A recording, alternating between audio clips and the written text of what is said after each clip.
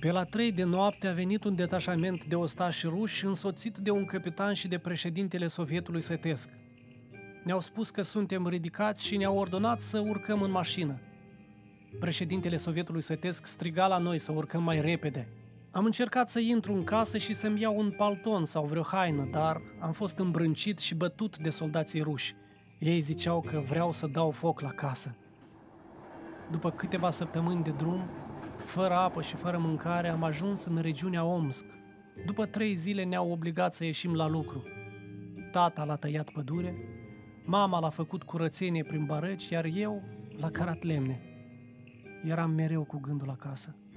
Cea mai mare frică ne cuprindea atunci când veneau la apel și ne spuneau să ne luăm gândul de la Moldova. Nu aveam nicio speranță că vom putea să ne întoarcem vreodată.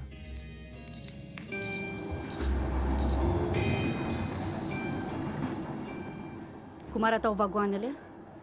Știți, eu atâtea vagoane am văzut în viața mea. Ușile erau așa, mobile. Le închideau cu lacăte din afară. Țin minte că vagonul avea o fereastră mică.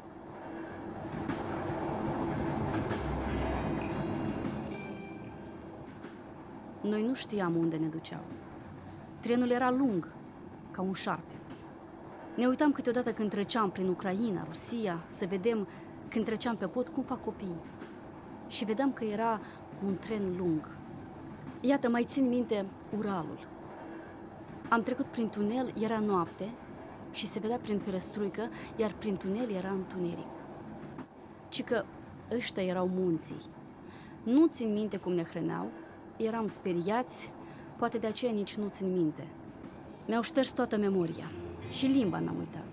Era bătaie de joc. Am nimerit în robie, ne-au dus cu forța. Ne dădeau drumul să ne ducem la WC-ul, ne opreau la iaz, bărbații treceau de la deal, iar copiii și femeile de la vale.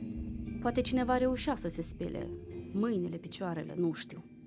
Ne încărcau, se auzea șuieratul și iar la drum.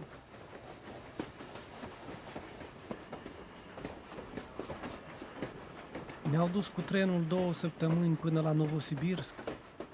Acolo am fost îmbarcați pe șlepuri și duși pe râul Obi spre nord. Încă 2 săptămâni în regiunea Narâm, unde și-au găsit moartea peste 80% din basarabenii deportați. În prima iarnă au murit aproape toți copiii mici și bătrânii. Mulți dintre cei răpuși de foame și frig nici n-au fost înmormântați. Nu avea cine să le sape mormântul în pământul înghețat. Îi duceau în pădure și îi acopereau cu zăpadă. Cadavrele erau mâncate de ciori și de animalele sălbatice. Primăvara cei rămași în viață adunau oasele și le îngropau. În vara anului 1944, în luna august, când mama nu mai putea merge fiind hămesită de foame, eu am fost trimis la Trăierat Mazăre în colhozul Iromov din satul Iarovoi. La amiază am dat fugă acasă să o văd pe mama și să-i duc pe ascuns un buzunar de mazăre. La poartă am fost oprit de comandantul Nor din NKVD, m-a arestat, m-a dus la cărmuire, m-a pus să deșert mazărea din buzunar și au cântărit 800 de grame. M-au dus sub amenințarea pistolului, desculți și în zdrențe și m-au întemnițat în închisoarea din Pudino. Acolo am fost anchetat și mi-au dat 2 ani de închisoare conform articolului 52.g. Захищение государственного имущества, pentru delapidarea proprietății statului. M-au dus într-un lagăr de concentrare în localitatea Ceremușca, unde am fost pus la muncă silnică la o uzină militară. Căram cu spatele metal pentru obuze. De la munca grea și foame, am ajuns să nu mai pot merge, complet slăit de puteri. Cântăream 46 de kilograme la o înălțime de 180 centimetri.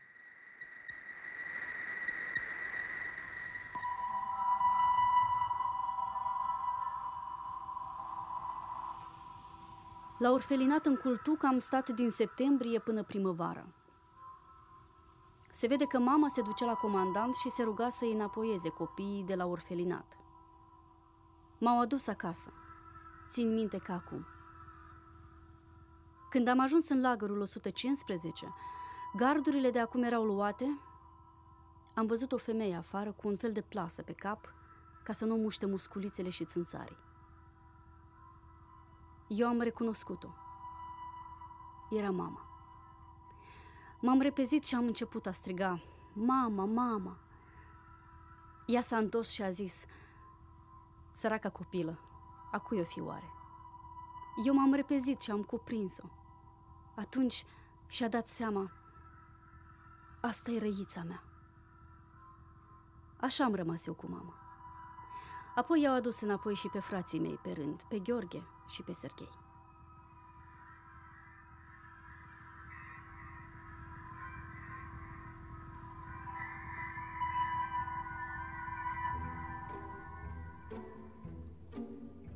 Iarna toți copiii eram cu schiurile, cu Sania, era o mătu foarte mare. Vara mergeam la pescuit, la scăldat. Bătăi sau răfuieli între copii erau mai tot timpul. Am fost mai mult bătut decât băteam. Cum te prindea unul, striga: "Ura, i-a păimal vraga naroda, am prins un dușman al poporului." Altul spunea: "Bei vraga naroda, bate-l pe dușmanul poporului." Și mă băteau până când vedeau că îmi curgea sângele sau îmi striveau nasul sau buza. Pe urmă, cu fratele Ion, am început să prindem și noi câte unul și îl luam la bătaie. Țin minte cum l-am bătut pe unul mai mult de frică. Îl prinsesem mai aproape de casă, l-am bătut și pe urmă fuga în casă. A doua zi el vine și mă strigă la poartă. Mă gândeam că și-a adus banda și aștepta doar să ies și să mă bată. Eu: "Что тебе надо?" "Ci? Давай, выходи, давай, больше не будем драться, давай будем дружить. Hai, adică ieși, să nu ne mai batem, să ne împrietenim." Și așa ne-am împrietenit. Pe ruși trebuia mai întâi să-i bați și pe urmă se împrieteneau cu tine.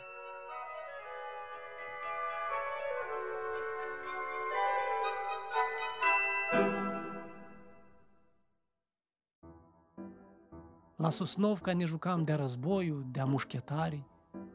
Meșteream pistoale, le tăiam din scânduri, le vopseam. Mai era o joacă interesantă când alegeai un băț așa drept, curățat de coajă, lăsai să înghețe apa pe el și îl aruncai în zăpadă și apoi îl căutai.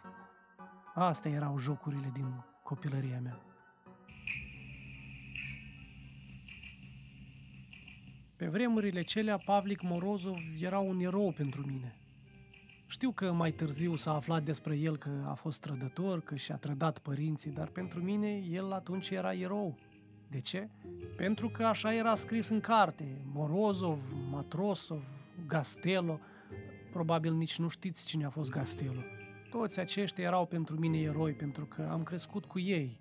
Toate duceau spre aceleași idealuri. Așa a fost propaganda atunci, propaganda Uniunii Sovietice. Cine erau ei cu adevărat am aflat mai târziu. Am aflat că fapta lui Matrosov nu era fără precedent, că au fost vreo 3 cazuri cu așa fapte eroice. Am aflat și despre Morozov, că și-a trădat părintele și, dacă stai și te gândești bine, nu a fost o faptă tocmai bună să-ți torni părintele. Lasă să fi fost tata culac, dar era tatălui. Azi mă uit altfel la lucrurile astea.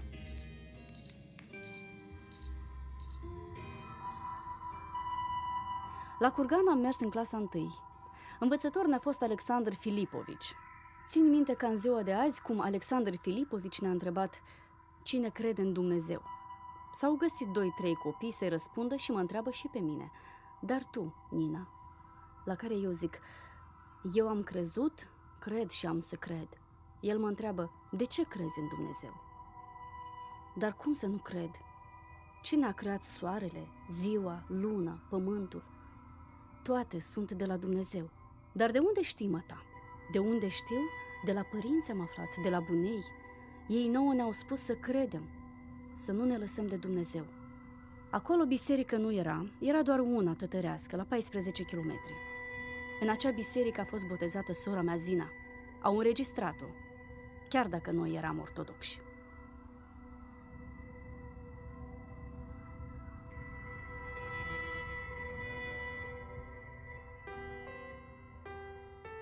Îmi amintesc când a murit Stalin.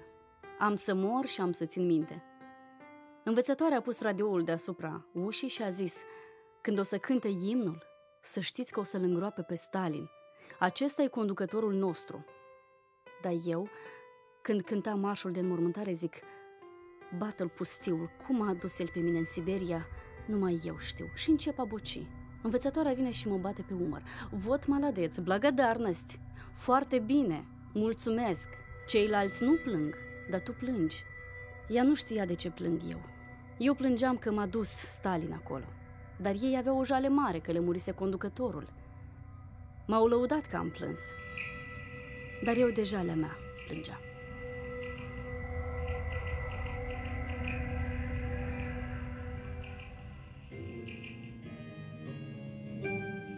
Au violat-o pe sora mea. A violat-o un bătrân.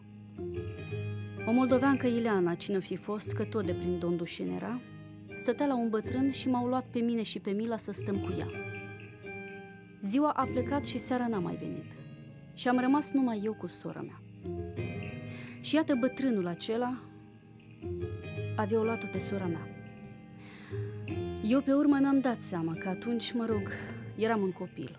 O auzeam că plânge. Oi, bolna, mă doare. Plângea, dar ce era să facă? Pe urmă am aflat că a fost la spital, o fi dus-o, eu nu știu.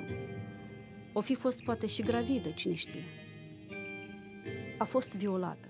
Avea 15-16 ani și mergea la muncă. N-am discutat pe tema aceasta, eram un copilaj de 7 ani.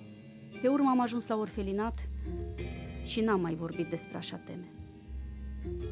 Din cauza asta, ea a avut o viață nefericită. Și azi mi-e incomod să vorbesc despre cele întâmplate atunci cu sora mea. Dar este important să se cunoască cât am suferit noi, copiii celor deportați, copiii rămași orfani acolo.